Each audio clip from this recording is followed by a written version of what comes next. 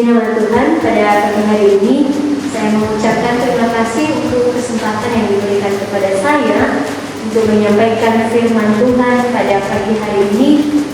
Dan waktu-waktu lalu saya sempat diberi kesempatan untuk menyampaikan firman Tuhan, namun Tuhan izinkan saat itu saya sakit sehingga tidak jadi. Pada pagi hari ini kita akan bersama-sama merenungkan satu firman Tuhan dari Lukas pasal 6 ayat 1 sampai 11. Lukas pasal 6 ayatnya yang pertama sampai ayatnya yang ke-11. Kalau sudah ketemu katakan amin. Ya.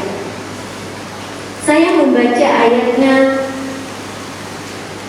yang ganjil. Bapak Ibu saudara membaca ayatnya yang benar sampai ayat 11 ya. Pada suatu hari Sabat ketika Yesus berjalan di ladang gandum, murid-muridnya memetik bulir gandum dan memakannya, sementara mereka menggisahnya dengan tangannya.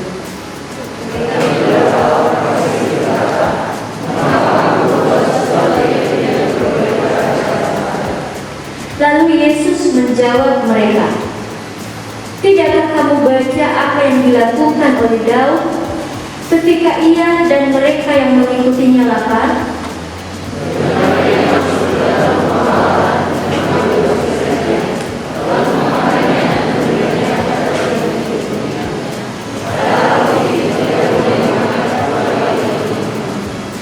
Kata Yesus lagi kepada mereka, Anak manusia adalah Tuhan atas hari Sabat."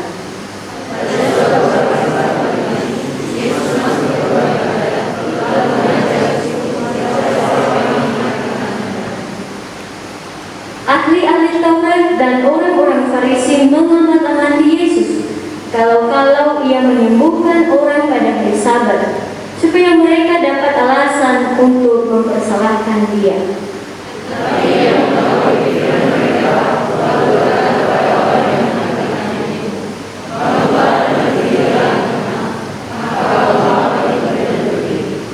Lalu Yesus berkata kepada mereka, "Aku bertanya kepada kamu, manakah yang diperbolehkan pada hari Sabat?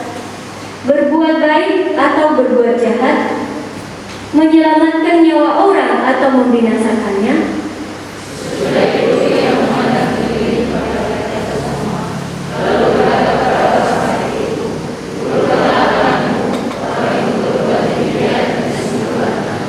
Mari kita bersama-sama 1, 2, 3.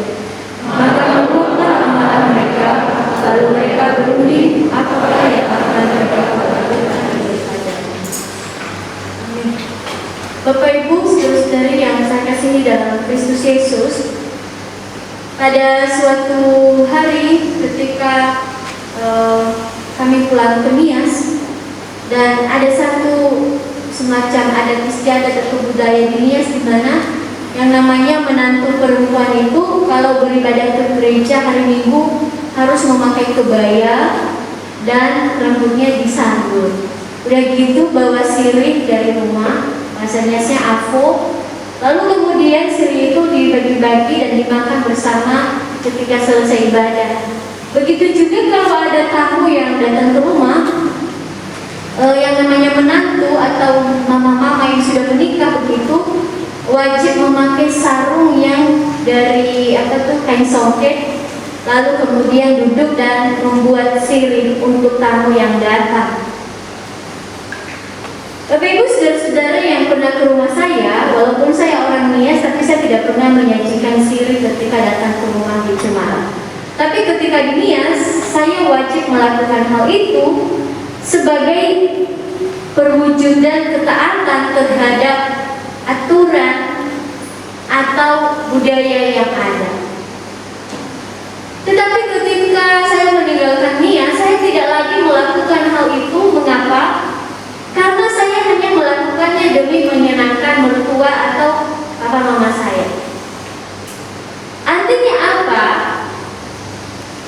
Adat istiadat dan budaya tersebut pribadi untuk melakukannya demi seseorang, demi orang-orang, demi para tua-tua, agar saya tidak ditolak dan saya tidak dianggap sebagai menantu yang kurang berkenan begitu.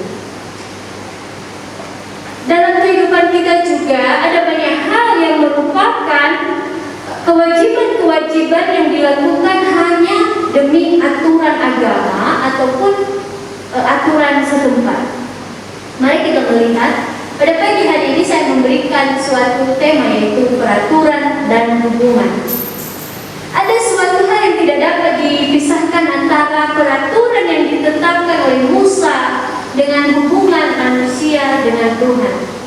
Dalam perjalanan waktu, aturan-aturan tersebut dikembangkan sedemikian rupa, tetapi ternyata bukan lagi untuk mempererat hubungan manusia dengan Tuhan, namun justru menghormati atribut keagamaan semata.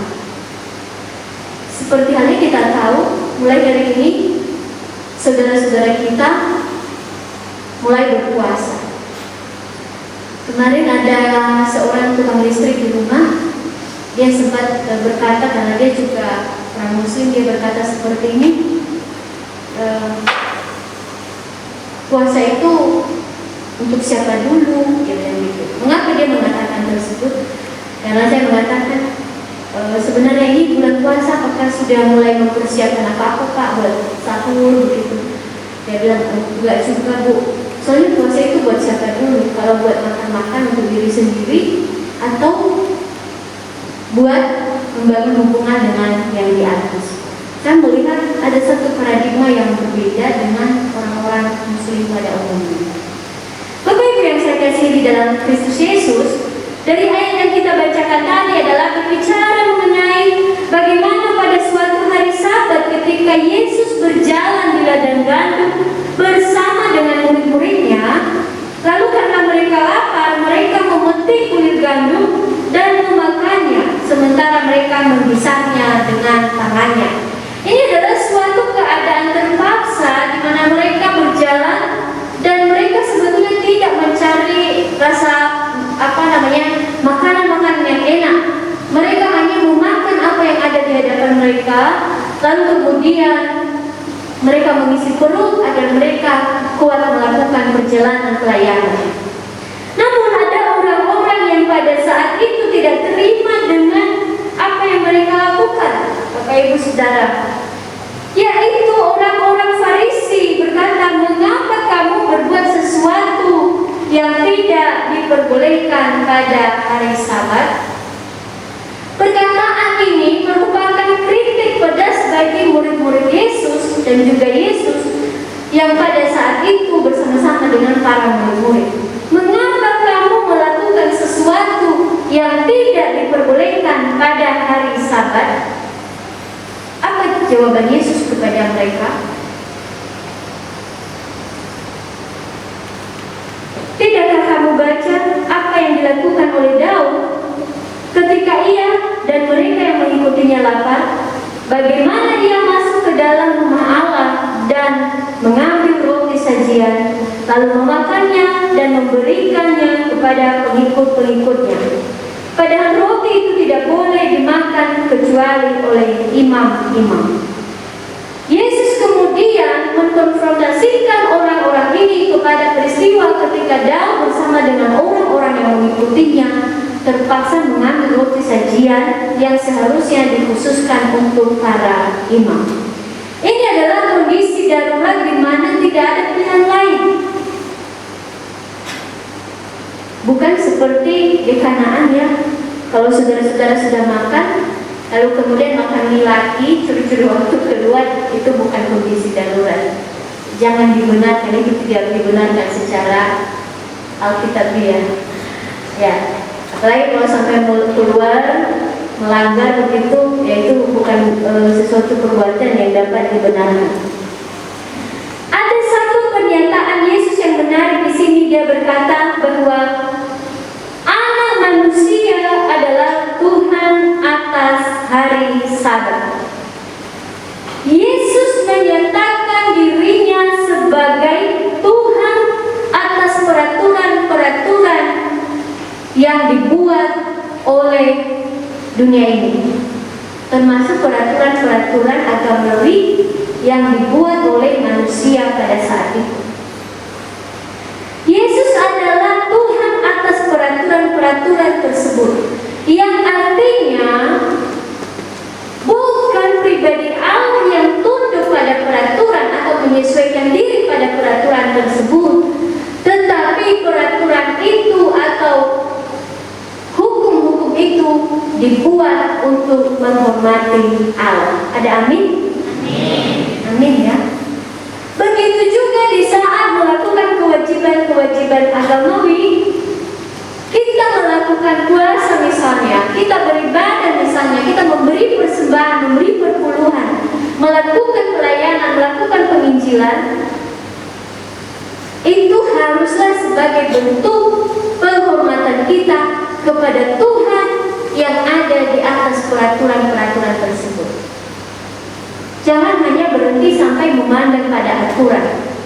Sebagai mahasiswa-mahasiswi atau hamba-hamba Tuhan, kerap kali kita hidup karena disetting oleh image, menjaga image. Betul? Tetapi itu tidak murni dari hati.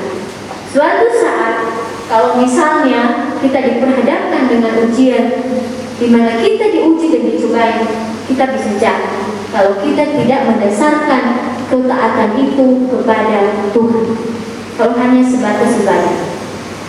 Hal ini dapat dilihat dengan alumni-alumni yang lulus dan keluar dari tempat ini. Dulu sangat rajin saat beribadah di sini, tapi karena itu tidak murni dari hati, keluar, mereka menjadi orang yang tidak taat.